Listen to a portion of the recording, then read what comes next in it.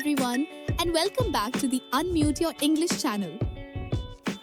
Let's just dive right in, because today we're tackling a universal, completely panic-inducing travel scenario. I mean, we have almost all been there, right? You're in this gorgeous new city, exploring, taking in the amazing sights, and then boom, things take a super stressful turn. We are going to master travel English today, specifically how to ask for directions when your tech totally fails you and how to do it without an ounce of panic.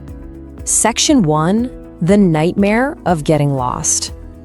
So picture this. Have you ever looked down at the map on your phone, seen that terrifying 1% battery warning flashing in the corner, and then suddenly your screen just goes completely black?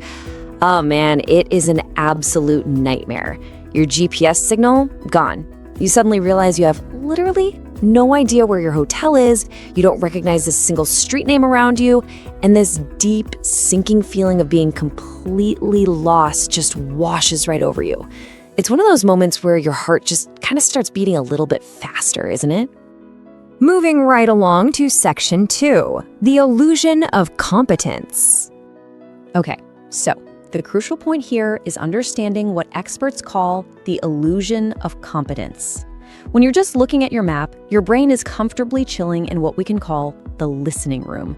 You understand the layout, you're passively recognizing the words on the screen, and you think, hey, I know my travel English perfectly well.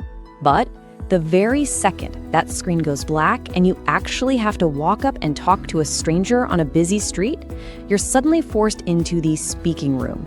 And that transition from passive understanding to real-time speaking, it creates a massive psychological block. You freeze up. It's basically this false confidence totally colliding with real-world panic. Which brings us to Section 3, essential direction word blocks. And this brilliantly illustrates exactly how we break out of that panic. Think about the really ineffective habit of word-by-word translation.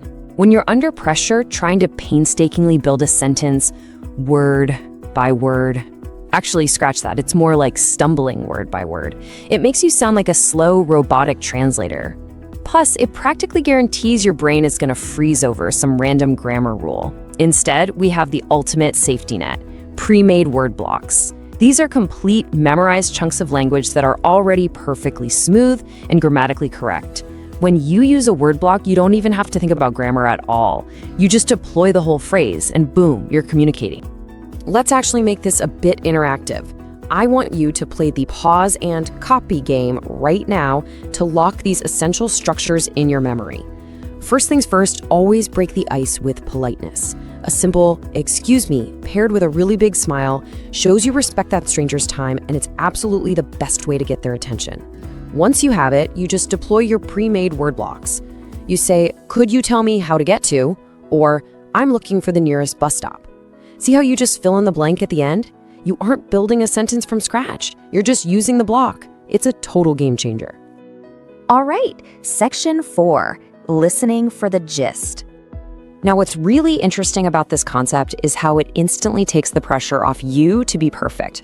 When a native speaker answers your question, they might use slang, they might talk super fast, and yeah, they might just be kind of messy speakers. Your goal is not perfection. Your goal is to capture the gist. And the gist is simply the general idea of what someone is saying, rather than agonizing over every single specific detail. Look, if a stranger gives you a rambling, 30-second explanation, but they point their finger and you clearly hear the phrase, turn right, guess what? You have successfully captured the gist.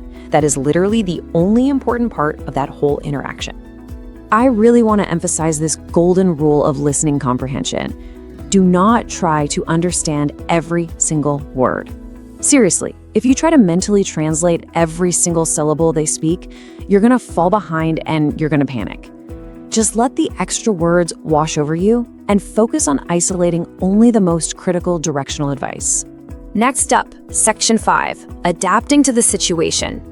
Let's build a sort of mental cheat sheet for different environments. Because language is flexible, right? If you're in a massive hurry, let's say you're literally sprinting through a train station, you can be direct but still friendly. You can just say, hi, the central station, is it this way? It's short, it's efficient, gets the job done. But say you're in a more formal situation, maybe asking a police officer for help. You're going to want to elevate your language just a bit. You could say something like, I think I'm heading the wrong way. Could you possibly point me toward the museum? That phrase, point me toward, it sounds incredibly professional and respectful. You just tweak the block to fit whatever moment you find yourself in. We're going to wrap up this explainer with an incredibly powerful insight from the source material. Mistakes are just proof that you're trying. You know, learning English is exactly like navigating a map. You take it one day at a time, and every single small step, even a wrong turn, is a victory. Because it means you have stepped out of that safe listening room and into the messy real world. So keep that growth mindset strong. I want to leave you with this final thought.